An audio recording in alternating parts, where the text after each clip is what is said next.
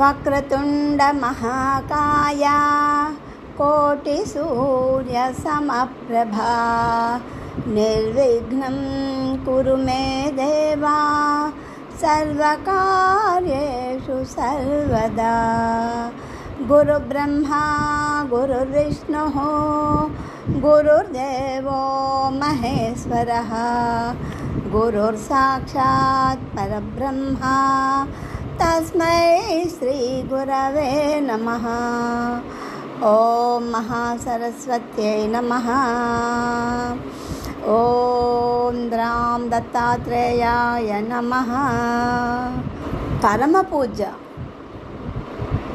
ఏకనాథ్ మహారాజ్ దివ్య చరిత్రలోని 7వ అధ్యాయం. ముందుగా గురు ప్రార్థన చేసుకుందాము. ఓం పూజ్యాయ విఠలానందాయ సర్వధర్మరతాయ చ భజతాం దత్తావధూతాయ నమతాం వల్లభాపురవాసినే.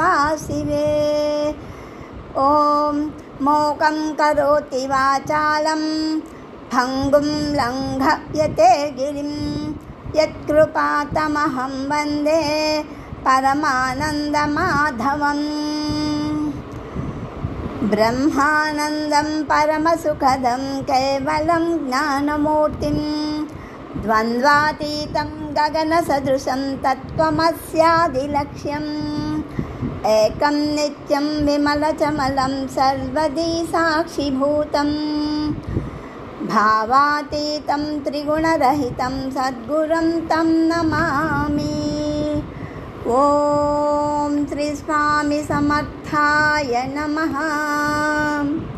పరమ పూజ్య శ్రీ ఏకనాథ్ మహారాజు దివ్య చరిత్ర 7వ అధ్యాయం. మఠమునందు విశ్రాంతి. గురుదేవులు శ్రీ జనార్దన్ పంత్ గారు తన శిష్యుని ఉపన్యాస ధోరణిని తలుచుకొని అతని అనుభవయుక్తమైన ఆత్మజ్ఞాన వివరణను శ్రవణం చేసి శ్రీ దత్తస్వామి వారిని స్మరించుకొని, నా జన్మ తరింప చెయ్యడానికి సంకల్పించిన నీ లీలా వైదుష్యము మాటలకు అందనిది. హే భగవాన్, అసహాయులకు సహాయము లభించునుగాక, దీనులు ఈ హీనులు ఉద్ధరింపబడుదురుగాక. సర్వజనహితకరమగు ఈ బోధ అందరికీ సమస్త పాపముల నుండి విడిపించుగాక. సమస్త ప్రజలు సత్యదర్శనమునకు అర్హతను పొందుదురుగాక. ఏకనాథుడను రత్నమును శిష్యరూపముగా నాకు ప్రసాదించి నన్ను కృతార్థుణ్ణి గావించినావు శ్రీదత్త, నీకివే శతకోటి ప్రణామములు అని కన్నులు ఆనంద భాష్పం కారా ప్రార్థించారు జనార్దన్ పంత్ గారు. శ్రీ జనార్దన్ పంత్ గురుదేవులకు భవిష్యత్ ప్రణాళిక, భగవానుని ఆశయం, ఏకనాథుని ద్వారా నిర్వహించబడుతున్న సమాజ ప్రగతి, ధర్మ పరిరక్షణ, దీనజన ఉద్ధరణ, ధార్మిక జనులకు మార్గదర్శనము, భగవత్కృపా విశేషము అన్నీ మనోనేత్రము నందు దృశ్యముగా మెదిలింది. ఆనంద పరవశుడై భగవానునికి ధన్యవాదములు చెప్పుకున్నాడు. ఏకనాథ తన ప్రవచనములను ముగించిన పిదప ఆ రాత్రి మఠమునందు గురుదేవులకు పాదసేవనము చేయుచున్నాడు. గురుదేవులు, ఈరోజు నీ ప్రవచనమునందు అద్భుతమైన మోక్ష మార్గమును ఉపదేశించబడింది. దేవాహుతి మహాసాధ్వి, మహాపతివ్రత, శ్రీహరికే తల్లి కాగలిగిన పవిత్రమూర్తి. ఆమెకు మోక్షార్హతని కలిగించు జ్ఞానమును కపిలముని బోధించనన్నది సత్యము. కానీ ఈ శ్రోతలయందు అట్టి పవిత్రమూర్తులు ఎవరున్నారు? నీ యొక్క అద్భుత కథాశ్రవణము చేసి జ్ఞానమును వంట పట్టించుకుని వారెవ్వరు? పుత్ర, పండితులకు మాకు అన్నీ తెలుసు అన్న అహంకారము చేత నిర్లక్ష్యము జాస్తి, పామరులకు మనకేమి బోధపడుతుందిలే అన్న అలక్ష్యము ఉంటుంది. ఇందువలన ఈ శ్రోతలలో శ్రవణం వలన లబ్ధి పొందగలిగిన వారు ఎవరు అని నాకు ఆవేదన కలుగుతుంది అని ప్రస్తావించగా ఏకనాథుడు ఆశ్చర్యపోయాడు. గురుదేవుల ఆవేదనకు కారణం విశదమగుతూనే ఉన్నది. అయినను వారి ఆజ్ఞానుసారమే కదా తాను భాగవత ప్రవచనములను ప్రారంభం చేసినది. తిరిగి వారి ఇట్లా ఆలోచించడానికి గల కారణమును ఊహించుచు వారి యొక్క అశాంతిని దూరం చెయ్యడానికి నిశ్చయించుకున్న వాడే ఇట్లు బదులు చెప్పాడు. గురుదేవ, మీరు యోచించుచున్నది సరైనదే. తమరికి చెప్పగలిగినంత వాడను కాను. నాచే వచింపబడుచున్న ఈ జ్ఞానము తమ ప్రసాదమే. దీనిని అందరికీ పంచిపెట్టుట భగవానుని ఆశయము అని తమరే సెలవిచ్చి ఉన్నారు.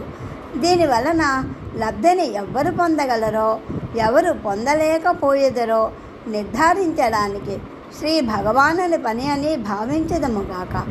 భాగవత శ్రవణము చేత సత్యహీనులు, తల్లిదండ్రులను దూషించి హింసించిన వారు, ఆశ్రమ ధర్మాలను ఉల్లంఘించిన వారు, చోరుడు మరియు బ్రహ్మహత్య మహాపాతకము చేసిన వారు కూడా తరించెదరని సూత మహాముని శౌనకాది మునులకు చెప్పి ఉన్నారు కదా అని అన్నారన్నమాట ఏకనాథ్ మహారాజు. భాగవత మహాత్మ్యమును పురాణ కథగా సూత మహర్షి బోధించి ఉన్నారు అని ఏకనాథుడు చెప్పుచుండగా, ఈ గురు శిష్యుల సంభాషణను ఆలంకించుచున్న కొందరు సాధువులు వారి దగ్గరగా చేరి ఇట్లు స్తుతించారు. ఉత్తమోత్తములైన ఓ గిరు శిష్యులారా, సప్తాహము రోజుల నుండి మీ ఇరువురి దర్శనముతోనూ ఈ బాలశిష్యుని కథా ప్రవచనములతోనూ మా జన్మములు ధన్యములైనవి అని భావించుచున్నాము. నేటితో ఈ క్షేత్రమందు తమరి భాగవత ప్రవచనము ముగించి వేరే క్షేత్రమునకు పోవుచున్నట్లు తెలిసి మేమెంతయో చింతించుచున్నాము. ఇప్పుడు తమరు ప్రస్తావించుచున్న ధర్మ సందేహము సమస్త జనులకు కలుగునదే. ఈ సందేహ నివారణ శ్రవణము చేసి మేమును తరించెదము. మహాత్ములైన సూత మహర్షి వివరించిన మహాత్మ్యమును మీ అమృత వాక్కుతో వచింపగోరుచున్నాము అని ప్రార్థించారన్నమాట.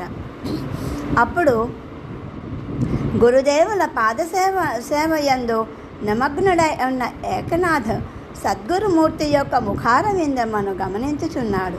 గురుదేవులు చిద్విలాసముగా చిరునవ్వులు నవ్వుతూ, రేపు వేకువనే మనము బయలుదేరి కొల్హాపురంకు పోవలను.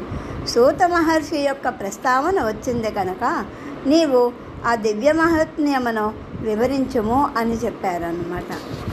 ఈ శ్రోతలకు సంతోషము కలిగించుము అని ఆజ్ఞాపించగా ఏకనాథుడు అదే భంగిమలో ఉండి తన ప్రవచనమును ఇట్లు కొనసాగించాడు. మహాత్ముడైన దేవర్షి నారదునికి సనక సనందన మహర్షులకు తొలుత నమస్కారం చేశాడు. శౌనకాది మహర్షులచే ఆకర్షింపబడి వారి కోరిక మేరకు ధర్మసూత్రాలను ప్రవచించు సూత మహర్షికి నమస్కృతులను తెలిపాడు. సద్గురు దత్తాత్రేయుల వారికి కూడా వారి పరంపరలోని వారందరికీ కూడా నమస్కారములు అర్పించాడు. అస్మద్గురువరేణ్యులకు నమస్కారములు అని పలికాడు. సూత మహర్షిని శౌనకాది ఋషులు ఇట్లు ప్రశ్నించారు. మా మహాత్మా, శ్రీ భాగవత కథాశ్రవణము చేత పాపులు పరిశుద్ధులైనారని తమరు చెప్పారు. అటువంటి వారు ఎవ్వరు, ఎట్లు పరిశుద్ధులయ్యారు అని దయతో వివరించండి అని తమ పాదపద్మములకు మొక్కి ప్రార్థించుచున్నాము అని కోరారన్నమాట. దానికి చెప్తున్నారు దుందుకారుని కథ అని చెప్తున్నారన్నమాట. దుందుకారుని అనే అతని గురించి. అప్పుడు సూత మహర్షి ఇట్లు ప్రారంభించాడు. ఓ మునులారా, ఈ ప్రకృతిలోని ప్రతివారు కర్మలు చెయ్యక తప్పదు. ఆయా కర్మలు ఆచరించుచున్నప్పుడు ప్రకృతి వైపరీత్యమునకు లోనై కొన్ని కర్మలు వక్రమార్గమున ప్రేరేపించబడతాయి. దాని ఫలితములు తప్పనిసరిగా అనుభవం మనకు వస్తాయి. ఎంతటి వారికైనా ఇది తప్పనిసరి అయి ఉన్నది. పూర్వమోఖానొక సమయమున ఆత్మదేవుడను శ్రోత్రియ బ్రాహ్మణుడు సంతానము లేక చింతించుచు అడవిదారిన బట్టి తిరుగుచుండేవాడు. అతనికి ఒక యోగీశ్వరుడు దర్శనమిచ్చాడు. దేవుడు అతనికి మొక్కగా, దేని కొరకు అడవి యందు తిరుగుచున్నావు అని ప్రశ్నించగా, తన గోడును చెప్పుకున్నాడు. ఆ యోగి నవ్వి, పుత్రుడు పొన్నామ నరకము నుండి తప్పించునని భ్రమపడుచున్నావు. పిచ్చివాడా, ఎట్లయినను అడవిలోనికి వచ్చినావు కదా. నిజమైన సాధకుడైన మోక్ష మార్గమున అన్వేషణ సాగించి ముక్తి పొందు మార్గమును యోచింపము. సంసారమందు సుఖమున్నది అనే భ్రాంతిని బోధించాడు. కానీ ఆ బ్రాహ్మణుడు మహానుభావ, తమరు గొప్ప యోగి వలె తోచుచున్నారు. తమరు తలుచుకుంటే నా కోరిక నెరవేరుతుంది. నాకు పుత్రుడు కలిగేటట్లు ఆశీర్వదించండి. అప్పటి వరకు నేను తమ పాదాలు విడువను అని పట్టి ఉన్నాడు. ఆ యోగి పకపకా నవ్వి, లేవని పిచ్చివానికే ఆనందము, ఏమని పిచ్చివానికే ఆనందము అంటే ఎవరి పిచ్చి వాళ్ళకే ఆనందము. కానేమ్మో నీకు ఆ సుఖమేదో రుచి చూచిన వెనక తెలియగలదని వచించుచు ఒక ఫలమును అతని చేతినికిచ్చి, ఓ బాపడా, ఇక పొమ్ము, నీ భార్య చేత ఆ ఫలమును తినిపించుము అని ఆశీర్వదించాడు. ఆ బ్రాహ్మణుడు ఫలమును తెచ్చి భక్తి పురస్సరముగా తన భార్య చేతికిచ్చి యోగేశ్వరుని ఆశీర్వాదమని తెలిపాడు. అతని భార్య ఆ ఫలమును చేతికి తీసుకొని లోనికి పోయి ఇట్లా ఆలోచించింది. ఎంత వయసు వచ్చిన తర్వాత నేను గర్భము మోయుట, ప్రసవ వేదన పడుట ఎట్లు సాధ్యమో? బిడ్డను కనుటయన్నా ఏమి, స్త్రీకి మరుజన్మ వంటిది అని అందరూ చెప్పుకుంటూ ఉంటారు. ఈ పని నా వల్ల కాదు అని యోచించి తన భర్తకు తెలియకుండా ఆ ఫలమును పెరటిలోన ఆవుకి తినిపించింది. కొంతకాలము గడిచింది. ఆమె మదిలో మరొక ఆలోచన మెదిలింది. తన ఆఖరు చెల్లెలు గర్భవతిగా ఉన్నట్లు తెలుసుకొని తానే గర్భవతినైనానని భర్తకు చెప్పింది. ఆ బ్రాహ్మణుడు అపరిమితానందమును పొందాడు. కొంతకాలానికి చెల్లెల కన్నా బాలుని తెచ్చి తన కుమారునిగా భర్తకు చూపించింది. అతని పేరు దుందుకారుడు. ఇంతలో ఒక విచిత్రం జరిగింది. పెరటిలోని ఆవు మనుష్య పిల్లవాడిని కన్నది. ఆ బాలుని చూచి ఊరువారందరూ ఆశ్చర్యపోయారు. ఆ బ్రాహ్మణునికి ఏం చెయ్యాలో తోచక ఆ ఆవును పాలతోనే ఆ పిల్లవాడిని పోషించాడు. అతని చెవులు మాత్రము ఆవు చెవుల వలె పెద్దవిగా ఉన్నాయి. అతనికి గోకర్ణుడు అని పేరు పెట్టించాడు.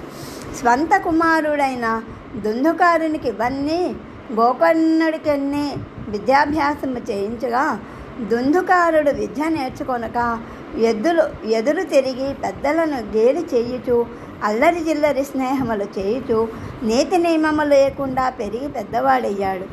గోకర్ణుడు సకల విద్యలను నేర్చి ఇంకను కాశీకి పోయి విద్వాంసుడు కావాలనని తండ్రి అనుమతితో ఇల్లు విడిచి వెళ్ళాడు. తర్వాత దుందుకారుడు తండ్రిని తల్లిని హింసించి ధనమంతయు తీసుకుని ఖర్చు చేసినాడు. దుష్ట సాహసముతో చెడు మార్గములు పట్టిన కొడుకును చూచి తండ్రి నయమున చెప్పిన మాటలు వానికి వినిపించవయ్యే. అప్పుడు అరణ్యమున యోగీశ్వరుడు చెప్పిన బోధ తాను విననందరికి ఈ శిక్షను అనుభవించుచున్నాను ఏడ్చుకుండా భార్య తాను చేసిన తప్పును బయటపెట్టి, నాథ, యోగీశ్వరుడిచ్చిన ఫలము ద్వారా కలిగిన మన పుత్రుడు గోకర్ణుడు. నిజముగా వాడు నా గర్భమున పుట్టవలసిన వాడే. కానీ నా కుబుద్ధి చేత ఇట్లు చేసి చెల్లెలు కొడుకుని తెచ్చుకొని కొరివితో తలగోక్కున్నట్లు చేసిన పాపిష్టి దానను నన్ను క్షమించమని ప్రాధేయపడింది. ఈ పరిస్థితిలో ఒకనాడు గోకర్ణుడు వచ్చి తండ్రిని తల్లిని ఓదార్చాడు. తమ్మునికి బుద్ధులు చెప్పాడు. తండ్రిని తన వెంట తీసుకొని అడవిలో తుంగభద్రా నదీ తీరమున ఆత్మతత్వబోధ చేసి మనసును స్థిరపరుచుకొని ముక్తిని పొందమని చెప్పి ఎటో వెళ్ళిపోయాడు. తీర్థయాటన చేయుచూ కొంతకాలానికి తన తమ్ముని చూడడానికి స్వగ్రామాన్ని చేరగా అతడి వారందరూ దుందుకారుడు దుర్మరణం పొందాడని, దెయ్యమై తిరుగుతున్నాడని, అతని ఇంటి వైపుకి కూడా ఎవ్వరూ పోవటలేదని తెలిపారు. గోకర్ణుడు ఆ ఇంటి యందు తాను జన్మించిన కారణముగా ఆ ఇంటి వారసులను ఉద్ధరించుట తన కర్తవ్యముగా భావించి ఆ రాత్రి ఆ ఇంటి అరుగుపై పడుకున్నాడు. అర్ధరాత్రి వేళ దుందుకారుని ప్రేతాత్మ సుడిగాలి వలె వచ్చింది. గోకర్ణుడు గురించి, తమ్ముడు ఏమి ఈ దుస్థితి నీకు? నాతో కూడా రమ్ము, నేను పవిత్రుని చేసేదను అనగా తన గోడునంతయు చెప్పుకొని అతనితో పోవ సమ్మతించాడు. అట్లు వారు పోయి కాశీలో గంగాజలములో స్నానం ఆచరించారు. ఆ ప్రేతాత్మ గోకర్ణునితో నా పాప ప్రక్షాళనము ఈ స్నానముతో పోవునది కాదు, గయాశ్రాద్ధముతో పోవునది కాదు అని దుఃఖించాడు. అప్పుడు గోకర్ణుడు అతనిని పవిత్రన చేయు ఉపాయము కొరకు సూర్యోపాసన చేశాడు. సూర్యనారాయణమూర్తి ప్రత్యక్షమై, నాయనా గోకర్ణ, నీ ధ్యేయము చాలా గొప్పది, లోక హితాభిలాషివై కోరుచున్నావు కావున ఉపాయమును చెప్పుచున్నాను వినుము. త్రికరణ శుద్ధితో శ్రీమద్భాగవత కథాశ్రవణము చేసిన ఎడల ఎటువంటి పాపాత్ములైనను పరిశుద్ధులగుదురు. నీవు గంగా తీరమునందు సప్తాహము రోజులు శ్రీమద్భాగవత కథను పఠించమని ఆదేశించాడు. సూర్య భగవానుని స్తోత్రము చేసి తన సోదరుని మోక్షప్రాప్తికై గోకర్ణుడు గంగా తటమందు శ్రీమద్భాగవత కథను పఠించగా అనేక మంది ఋషులు, మునులు, సాధు సజ్జనులు అక్కడికి చేరి కథాశ్రవణం చేశాడు. గోకర్ణుడు ప్రారంభమునందే సోదరుని ప్రేతాత్మను అతట ఒక వెదురును పాతించి అందు ప్రవేశింపచేసి ఇతరులకు క్లేశము కలగకుండా అన్ని జాగ్రత్తలు తీసుకుని సప్తాహ పారాయణమును ప్రారంభించాడు. ప్రతిరోజు కథాపఠనం పూర్తి అవసరికి పెద్ద పెద్ద శబ్దాలతో ఆ వెదురు యొక్క ఒక కణపు బ్రద్దలగుట అందరూ గమనించారు. గోకర్ణుడు సంతోషించాడు. ఆ విధముగా కథాశ్రవణము పూర్తి అగుసరికి 7వ రోజున ఆ వెదురు 2 ముక్కలుగా విడిపోవుటయు, అందుండి ఒక తేజోరాశి వెలువడుటయు, అంతలో దివ్య విమానము అక్కడ ప్రత్యక్షమగుటయు క్షణకాలంలో జరిగిపోయింది. ఆశ్చర్యముతో అందరూ చూచుచుండగా దుందుకారుడు, సోదరా, నీకు శతకోటి ధన్యవాదములు అనుచు మొక్కుచూ ఆ దివ్య విమానమును అధిరోహించాడు. అందరూ విస్మయముతో ఆ విమానమందున్న శ్రీహరి భటులకు మొక్కి, అయ్యలారా, ఇంతమంది భాగవత కథా శ్రవణం చేశారు, మరి ఒక్క దుందుకారునికైనా విమానమందు స్థానం ఉన్నది, మరి మేమందరము అర్హులము కామా అని ప్రశ్నించాడు. అప్పుడు ఆ దూతలు ఇలా సమాధానమిచ్చారు: ఓ భాగవతోత్తములారా, భాగవత కథాశ్రవణము పాప సంచయమంతయు నిర్మూలించును, ఇది సత్యము. కానీ శ్రవణము చేయువారి మనసులలో గల వైవిధ్యమును బట్టి ఫలితములు నిర్ణయించబడతాయి. ఎవరికి తరింప చెయ్యవలనన్న పట్టుదల, ఆసక్తి పూర్ణంగా ఉంటాయో వారికి శ్రవణమునందు సంపూర్ణ ధ్యాస ఉంటుంది. ఎవరిని తరింప చెయ్యాలి అన్న అవసరము గలదో వారికే ఆసక్తి అందును శ్రవణ మనన నిధి ధ్యాసముల చేత పాప ప్రక్షాళనము జరిగి అర్హత ఏర్పడుతుంది. కావున శ్రోతలందరికీ ఒకే స్థితి ఉండదు, కావున ఒకే రకమైన అర్హత కూడా ఉండదు అని వారు బోధించారు. మరియు వారిట్లు తెలిపారు: ఒకేసారి శ్రవణం చేత ఆయుర్హతను పొందలేకపోయినను విశ్వాసముతో నిరంతరము పారాయణ చెయ్యగలిగినచో ఏనాటికైనను హరిపదములు చెంతకు చేరు అర్హత కలుగునని దూతలు చెప్పి వారి నెలవుకు పోయిరని సూత మహర్షి శౌనకాది మునులకు తెలిపాడు అని పురాణ కథనమును అక్కడ చేరిన సాధువులందరకు ఏకనాథుడు వినిపించాడు. ఈ విధముగా శిష్యుని ప్రతిభను వెలువరించేటందుకే సద్గురునాథుడు సంకల్పించి ఉన్నందున మరునాడు ఉదయమే లేచి కొల్హాపురమునకు బయలుదేరవలనని ఆజ్ఞాపించి అందరినీ విశ్రాంతికై పొమ్మని ఆదేశించగా వారందరూ కూడా ఈ గురు శిష్యులను విడవలేక తాము కూడా వారితో ప్రయాణించవలనని నిర్ణయించుకొని విశ్రాంతి తీసుకున్నారు. శ్రీక్షేత్ర కొల్హాపూర్ యాత్ర.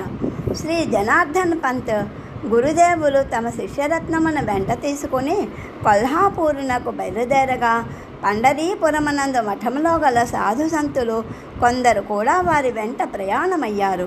ఆనాడు యాత్రలు చేయుట అనగా నామ సంకీర్తనము చేస్తూ కాలినడకన సాగిపోవచ్చు. దారిలో ఏ గ్రామములోనైనా సత్రములు మఠములు లేక దేవాలయములందు మకాము చేసి ఆ ఊరి వారి ఉదారముతో ఆహారము ఏర్పాటు చేసినచో భుజించెడవారు, లేకుంటే లేదు. అందుచేతనే ధార్మికులైన వ్యక్తులు ఆ గ్రామములో సాధు సంతులకు ఆహారము అమరిందో లేదో అని విచారించి తెలుసుకొని తర్వాతనే భుజించే అలవాటు ఉండేది. ఆ విధముగా కాలినడకను యాత్ర చేస్తూ నామ సంకీర్తనలు చేస్తూ బృందాలుగా వెళ్ళుచుండేవారు. ఈ బృందములో సాధు సంతులతో పాటు శ్రీ జనార్దన్ పంతు గారు ఉన్నట్లు కొంతమందికి వారి కీర్తి గురించి తెలిసింది.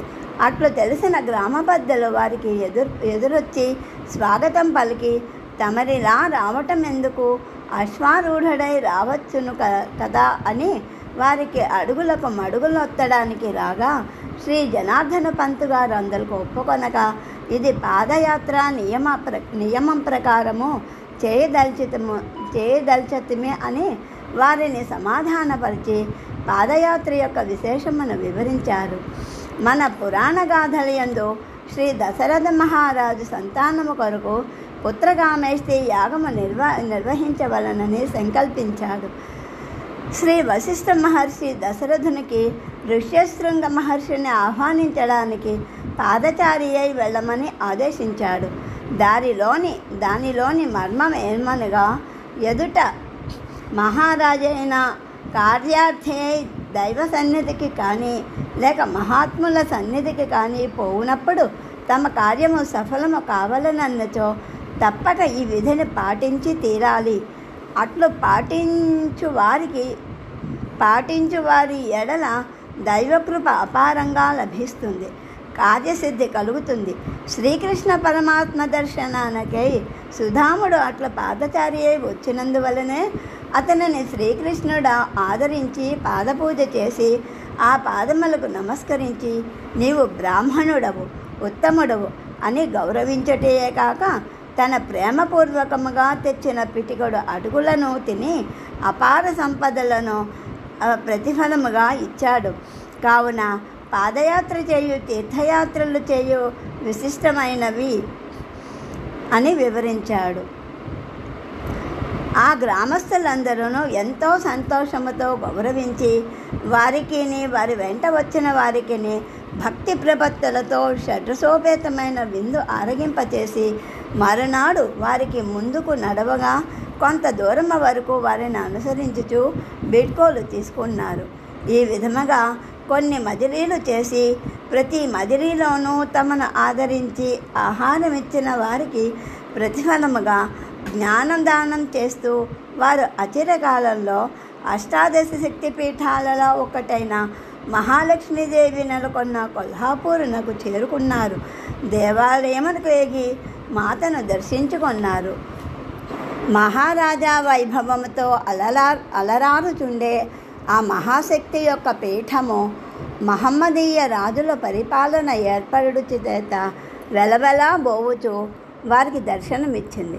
నిత్యము మేళతాళాలతో, ఉత్సవములతో, ప్రసాద వితరణలతో, సాధు సంతుల భజనలతో కన్నుల పండువగా ఉండునని పూర్వము చెప్పకొనబడుతున్న ఆ మహాతల్లి వైభవము ఇప్పుడు చడీ చప్పుడు లేకుండా ఉండట చూచి శ్రీ జనార్దన పంతు విచారమును పొందారు. వారి మనసున ఈ సమాజమును ఎట్లయినను తిరిగి మేల్కొల్పగల మహాత్ములు ఉద్భవించవలసి ఉన్నది అని నిర్ధారణ చేసుకున్నాడు. భగవతీ మాతను మనస్ఫూర్తిగా ప్రార్థించాడు. తల్లి, ఈ ప్రజలందరూ నీ బిడ్డలే కదా. నీ దరి వచ్చిన శ్రీ దత్తాత్రేయ స్వామి మాధ్యానిక భిక్ష స్వీకరించుననగా నీవెంత ఉదారమూర్తివి. అటువంటి నీ సన్నిధానము ఈ రీతిన విహీనము అవడానికి గల కారణములన్నీ స్పష్టముగానే కనబడుతున్నాయి. ప్రజలు అజ్ఞానావరణమునందు చిక్కుకొని పోయారు. వీరిని బాగుపరుచుకొను బాధ్యత నీదేనమ్మా. నీ సృష్టిలో అస్తవ్యస్త పరిస్థితిని నీవే ఉపేక్షించిన మరి స్వస్థపరచువారెవ్వరు తల్లి? దుష్టుడైన కుమారుడుండవచ్చును కానీ దుష్టత్వము గల తల్లి ఉండదు అని శాస్త్రవాక్యము. అమ్మలగన్న అమ్మవు, ముగ్గురమ్మలకు మూలపుటమ్మవు. నీకు సాధ్యాసాధ్యములు లేవు. సృష్టి స్థితి లయములకు అతీతమైన శ్రీ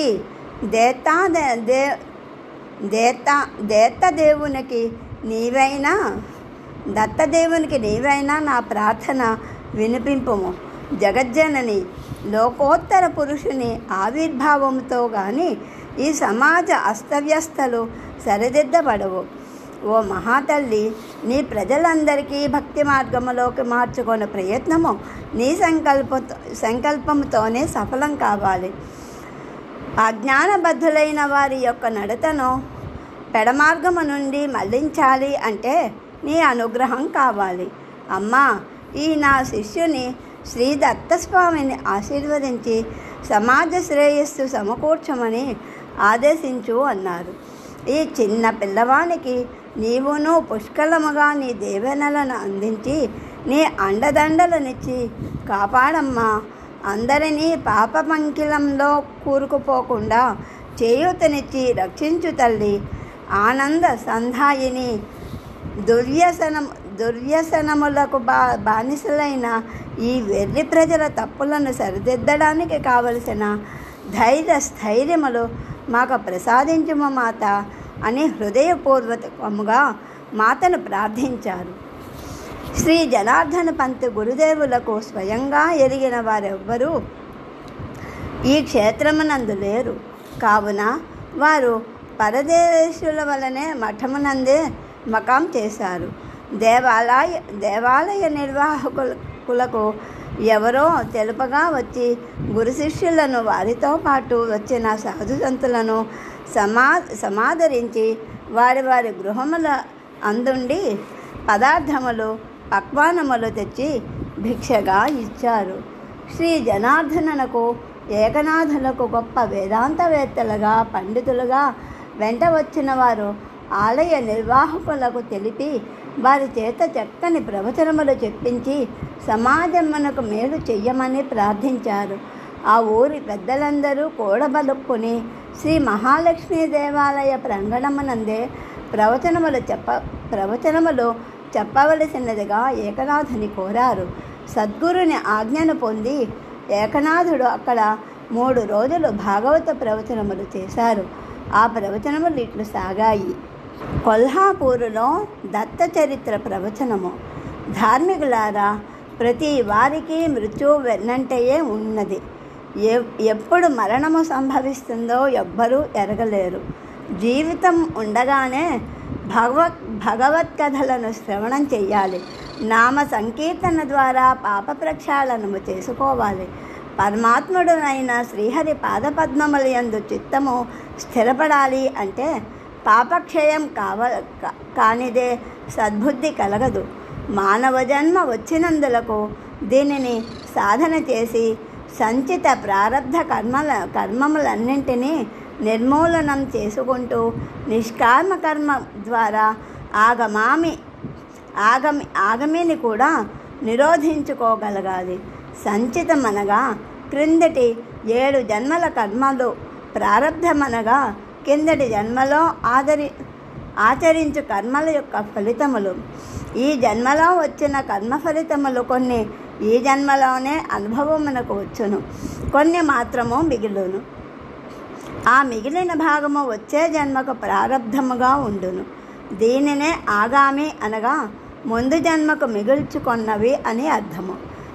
కావున తెలివైన మానవుడు పూర్వకర్మలు క్షీణింప చేసుకొనుచు ఆగామిని లేకుండా అనగా ఇప్పుడు తాను ఆచరించు సర్వకర్మలను తనకై గాక ఈశ్వరార్పణ బుద్ధితో త్యాగము చెయ్యును. అదియే నిష్కామ కర్మ. ఇది ఒక వ్రతముగా ఆచరించినచో ఏ కర్మలు నీకు అంటవు అని శ్రీకృష్ణ పరమాత్మ శ్రీమద్ భగవద్గీతలో అర్జునునకు బోధించాడు. అది అందరికీ శ్రేయో మార్గము.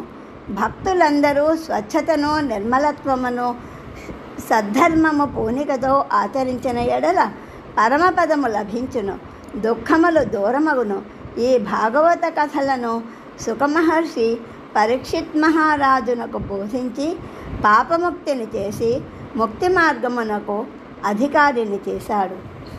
శ్రీ భగవంతుని అవతార కథలను ఆలకించుట ద్వారా మనసుకు బుద్ధి శుద్ధములగును. అటువంటి అవతారముల యందు అద్భుతమైన అవతారము శ్రీ దత్తాత్రేయ స్వామి అవతారము. అనేక కల్పములు అత్రి మహర్షి సృష్టి మూలమైన ఓంకారోపాసన చెయ్యగా 3 మూర్తులకు మూలమైన ఆ దివ్యశక్తి ఒక రూపు దాల్చి అత్రి మహర్షికి దర్శనమిచ్చింది. ఆయనకు తనను తాను దత్తమునర్చుకుంటున్నాను అని పలికింది. అత్రి మహాముని మహదానందముతో స్వీకరించాడు. ఆ మహాముని యొక్క సద్ధర్మచారిణి అనసూయామాత మహా పతివ్రతగా పేరుగాంచిన సాధ్వి. ఆ ఇరువురు దంపతుల ప్రభావము 3 లోకములకు సంచారము చేయు నారదుని ద్వారా అందరికీ వెల్లడించబడింది. దేవలోకమున ఈ ప్రచారం ఎందుకు జరిగిననగా దేవతలలో ఎవరైనా అహంభావముతో ఆ ముని దంపతుల జోలికి పోయినచో అనర్థము జరగగలదని హెచ్చరిక కొరకు నారద మహర్షి అందరికీ తెలిపాడు. కానీ ఆ విషయము లక్ష్మీ, వాణి, పార్వతీమాతలు వినటతోడనే సంకటముగా తోచింది. మానవ కాంతకు దేవతలను నిర్జించున్నంత శక్తి కలిగిన ఎడల దైవీ ప్రభావమునకు అవమానము అని తోచింది. వారిలో అసూయ ప్రారంభమైంది. వారు 3 యోచించి ఒక పథకము ప్రకారము అనసూయామాత యొక్క శక్తిని, ప్రభావమును తగ్గించడానికి యుక్తిని పన్నారు. అదేమనగా తమ భర్తలను ప్రేరణ చేసి ఆమె పాతివ్రత్య మహిమను తగ్గించే విధముగా పరీక్ష పెట్టమని కోరారు. 3 మూర్తులకు ఆమె యందు అపార గౌరవము కలదు. తమ భార్యలు అసూయకు లోనైనారని వారు గ్రహించారు. అట్లే చేసదము అని 3 అతిథి రూపాలలో మునివేషధారులై అనసూయ ముంగిట నిలిచారు. మాతా భవతీ భిక్షాం దేహి అని యాచించారు. ఇట్లా యాచించటలో ఎంతో గొప్ప అర్థం ఇమిడి ఉంది. ఏది వారికి లేదో, ఏదైతే ఆమె వద్ద పుష్కలంగా ఉందో దానినే ఆమె ఇవ్వగలదు అన్న భావనతోనే యాచకులయ్యారు. తమ వద్ద అనసూయాత్వమును బుద్ధి కొరతబడింది కావున అసూయ వారిని ఆవరించింది. దానిని పోగొట్టడానికి కావలసినంత పుష్కలమైన అనసూయత్వము ఆ మాత వద్ద కలదు. కావున వారు దానినే యాచించారు అని అద్భుతమైన వివరణ ఇచ్చాడు. అనసూయామాత సామాన్య అతిథులుగా భావించి భిక్ష వడ్డించడానికి రాగా వారు ఒక నియమం ప్రకారము మాకు వివస్త్రయై వడ్డన చేసినచో స్వీకరించదము,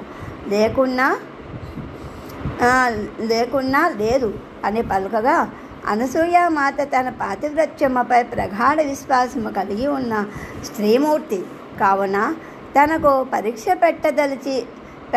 పెట్టవచ్చిన అతిథులు సామాన్యులు కారు అని విశ్వసించి భక్తను తలంచి వారికి వివస్త్రయై భిక్ష ఇవ్వడానికి సిద్ధమైంది.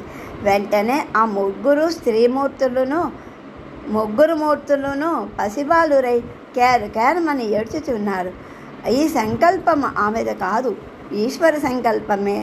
ఆ ఏడ్చుచున్న బాలురను తాకగానే ఆమె స్తన్యము ఉప్పొంగింది. ఆ స్తన్యమును 3 బాలురకు తనువి తీరా గ్రోలిరి. అనగా అనసూయాత్వమును, స్తన్యమును వారికి భిక్షగా సమర్పించింది. వారి ఆకలి కూడా దాని గురించే కదా. ఆకలి సమించి హాయిని పొందారు. అసూయ ఉన్న వారికి శాంతి, హాయి లభించదు. అది తొలగినప్పుడు హాయి లభిస్తుంది. ఆ పసిబాలలకు నిజముగా స్తన్యము తప్ప వేరు పదార్థముతో ఆకలి తీరదు కదా. తల్లి బిడ్డలకు స్తన్యమిచ్చినప్పుడు వస్త్రము అనగా ఆచ్ఛాదన ఉండదు. ఇది తల్లి బిడ్డల మధ్య ఉన్న ప్రేమకు నిదర్శనము. ఆ ప్రేమయే బిడ్డ యొక్క స్పర్శ ద్వారా క్షీరముగా మారి బిడ్డ ఆకలి తీర్చును. ఆ విధముగా ముగ్గురు మూర్తులైన బ్రహ్మ విష్ణు మహేశ్వరులు పసిబాలలై ఆమె ప్రేమను క్రోలినారు. తదుపరి అత్రి మహర్షి వచ్చి జరిగినదంతయో తెలిసి వారి యొక్క నిజతత్వమును వెల్లడించారు. వారి ముగ్గురు ప్రసన్నులై, తల్లి నీకేమి కావాలనో కోరుకొనము, వరమిచ్చదనమనగా వారు తమ పుత్రులై పుట్టి మా జన్మను చరితార్థము చెయ్యమని వారు కోరారు. కొంతకాలము తరువాత అత్రి తపోబలముతో ప్రార్థించిన దత్తశక్తిని ధారణ చేసి ఒక శుభముహూర్తమున అనసూయామాత యొక్క గర్భమునందు ప్రవేశపెట్టబడింది. తత్ఫలితముగా ఆమె ముగ్గురు కుమారులకు జన్మనిచ్చింది. బ్రహ్మహంసతో పుట్టిన పుత్రునికి చంద్రుడు అని, విష్ణు అంశతో జన్మించిన పుత్రుడికి దత్తుడు అని, మహేశ్వరుని అంశతో పుట్టిన కుమారునికి దూర్వాసుడు అని నామకరణం చేశారు. చంద్రుడు దూర్వాసుడు తమ తమ తత్వాలను కూడా దత్తుని యందు నిక్షేపింపచేసి వారి వారి ధర్మ నిర్వహణకి వెళ్ళిపోయారు. శ్రీ దత్తాత్రేయ స్వామి తల్లిదండ్రులను అలరిస్తూ తోటి వారికి ఆనందాన్ని ఇస్తూ వారి ఆశ్రమంలోనే కొంతకాలం ఉన్నారు. తర్వాత ఆయన నిర్వహించవలసిన జగదోద్ధారణ కార్యం వారికి తెలిపి సహ్యాద్రిని చేరి ఈ లోకంలో ధర్మ పరిరక్షణ కార్యక్రమంలో నిమగ్నమైన వారు, వారిని ఆరాధించిన ఎందరో భక్తులు యోగ రహస్యములు, భక్తి రహస్యములు, ముక్తి రహస్యములు, త్రిపుర రహస్యములు, సాధనా రహస్యములు ఏది కావలసిన వారు దానిని పొందారు. శ్రీ దత్తాత్రేయ స్వామి స్మృత్రగామి అని ప్రసిద్ధి చెందారు. అనగా పిలిచిన పలికే దైవము అనే అర్థం. దలాదన మహర్షి శాస్త్ర పరిశోధన చేస్తూ శ్రీ దత్తస్వామి స్మృత్రగామి అని తెలుసుకుని ఆ వాక్యంలోని సత్యమును పరీక్షింపగోరి త్రికరణ శుద్ధిగా ఒకసారి శ్రీ దత్తస్వామిని తలిచారు. తక్షణము దత్తుడు ఆయన ఎదుట ప్రత్యక్షమయ్యాడు. మహర్షి ఏమి కావాలనో కోరుకోము అని అన్నాడు. కానీ మహర్షి ఆశ్చర్యముతో నాకేం కావాలి స్వామి, ఈ శాస్త్రవాక్యంలోని సత్యాన్ని తెలియగోరి మాత్రమే స్మరించాను అన్నాడు. నన్ను స్మరించావు, వచ్చాను కాబట్టి వరం ఇయ్యందే పోను, ఇదే నా నియమం అన్నాడు దత్తస్వామి. దలాదన మహర్షికేం తోచగా, సరే నీ ఇష్టం వచ్చిన వరం ఇవ్వు, నీ ఆజ్ఞ శిరసా వహిస్తాను అన్నాడు. శ్రీదత్తుడు చిరునవ్వులు నవ్వుతూ, కోరికలు లేని వారంటే నాకు చాలా ఇష్టం. నీ ద్వారా నా వజ్రకవచాన్ని ప్రజలకి అందించాలనుకుంటున్నాను అంటూ తన హృదయంలోని తన శక్తిని ప్రవేశింపపెట్టాడు. దలాదన మహర్షి నోటి నుంచి అద్భుతమైన రీతిలో వజ్రకవచం వెలువడింది. అది విన్నవారికి అన్నవారికి పాపరహితులను చేస్తుంది, వారి శరీరాలను వజ్ర సమానం చేస్తుంది. శ్రీ దత్తాత్రేయ స్వామి నిత్యము కాశీలో స్నానము, ఈ కొల్హాపురంలో భిక్షాటనము, పండరీపురములో తిలకధారణము, కురుక్షేత్రముల పురాణ శ్రవణము, ముహురపురమునందు శయనిస్తాడు అని అనేక మంది మహాత్ములు దర్శించి చెప్పినదే ఆయన దివ్య దినచర్యగా కీర్తించబడింది. కార్తవీర్యుని భక్తికి వెచ్చి 1000 బాహుబలములనిచ్చి 80,000 సంవత్సరములు సామ్రాజ్య పాలనము చేయించాడు. అళమాద్యష్ట సిద్ధులను అనుగ్రహించటే కాక ఆకాశ గమనము, నీటిలో గమనము, భూమిలో గమనము అను సిద్ధులన్నింటినో అనుగ్రహించాడు. ఇన్నంటినీ పొందిన కార్తవీర్యుడు తనకెన్నడైనా గర్హాహంకారములు కలిగితే ఈ ప్రపంచములోని ఎవ్వరి చేత కాకుండా నీ చేతనే నన్ను నిర్జింపబడి హతమార్చబడాలి అని కోరుకుంటే ఆ వరం కూడా ప్రసాదించాడు. అనగా పుట్టుక ఆయన వరప్రసాదమే కావున మన గిట్టుగా కూడా ఆయన ప్రసాదంగా భావించగలిగారంటే శ్రీ దత్తాత్రేయ స్వామి వారి మహత్తు తెలిసి ఆయనను ఆరాధించాలి. కోరికలు కోరకుండా వారు ఇచ్చే దానిని ప్రసాదంగా తీసుకొని ప్రజాహితం చెయ్యాలి. తద్వారా అహంకారమును పొందరాదని ఈ కథ ద్వారా మనకు తెలుస్తుంది. సహ్యాద్రి పైన ఆయన కొలువు తీర్చి ఉంటాడు అని కొందరు మునులు ఋషులు దర్శించి తెలిపారు. ఆ కొలువు కూటమునందు అత్రి అనసూయామాతలు, సనక సనందనాదులు, నారద తుంబరులు, సకల దేవీ దేవతలు, వేద పురుషులు నలుగురు సునక రూపాలు ధరించి స్వామిని కొలుస్తూ ఉంటారు. ధర్మదేవత ధేనువు రూపంలో ఆయనను ఆశ్రయించి ఉంటుంది. శ్రీ దత్తస్వామిని నమ్మి భారమంతయు ఆయనపై ఉంచిన వారి కర్మలు తానే స్వయంగా స్వీకరించి కోటిలో 1 వంతు మాత్రమే వారి చేత అనుభవింపచేస్తానని దత్తస్వామి యొక్క వాగ్దానము.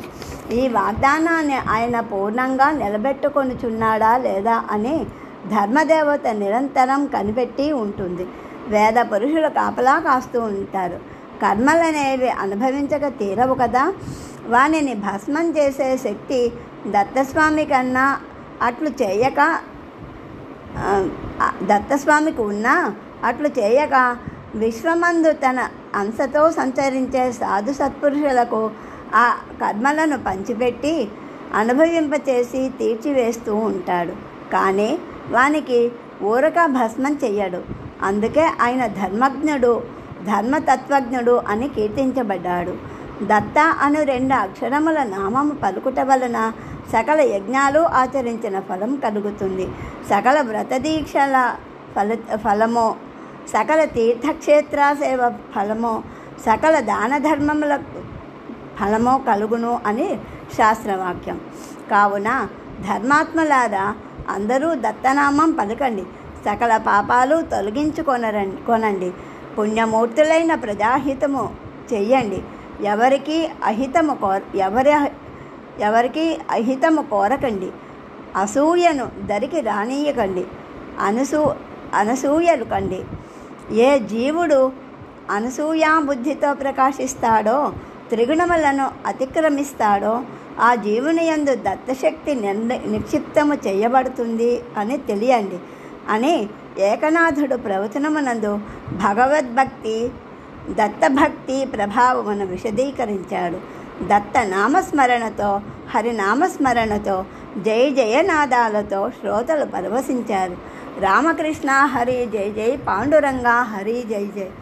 ఇది ఏకనాథ మహారాజు దివ్య చరిత్రలోని 7వ అధ్యాయం సంపూర్ణం. జై గురుదేవ దత్త.